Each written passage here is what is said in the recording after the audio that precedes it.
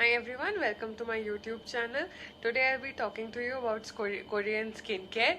Now, if you've followed skincare trends over the last few years, then you know that Korean skincare especially, has been all the rage, mainly because they use so much of natural ingredients, and gradually our focus has been shifting in the field of beauty and fashion towards more natural ingredients, be it in our hair care or skincare products.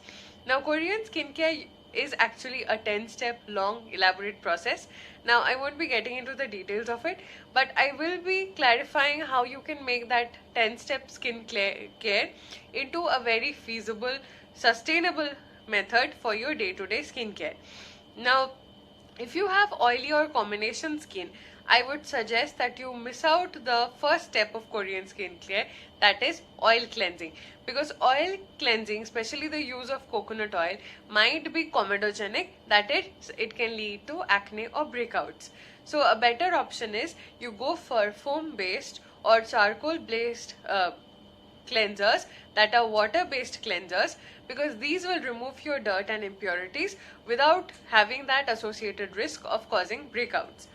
Some of us skip the steps of toning, using an essence, and using a serum.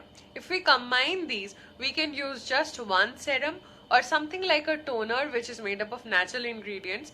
Now, a toner that I personally use is rice water, because rice water can be easily made at home, and in most Bengali households it's created daily, and you just need to refrigerate it for 2 to 3 days. After 40 to 72 hours it will become a bit thick and it will get a slight fermented smell, but don't get scared by the smell, that's just part of it. It just will act better, will be more potent if it gets that fermented smell.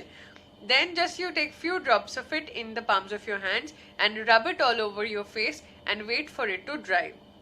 For those who find it difficult to use the rice water or natural ingredients because of the smell or any kind of similar situation, it's best you can go for face masks once or twice a week.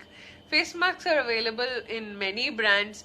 Many Indian brands have been making them, but I would like to talk about one Korean brand, that is Innisfree. Innisfree has been the gold standard for face masks all over the last few years, and personally I do use Innisfree products like the volcanic Jeju Island face mask in a liquid formulation, and that can be used as a leave-on also, and that also works very well as a night serum or night moisturizer.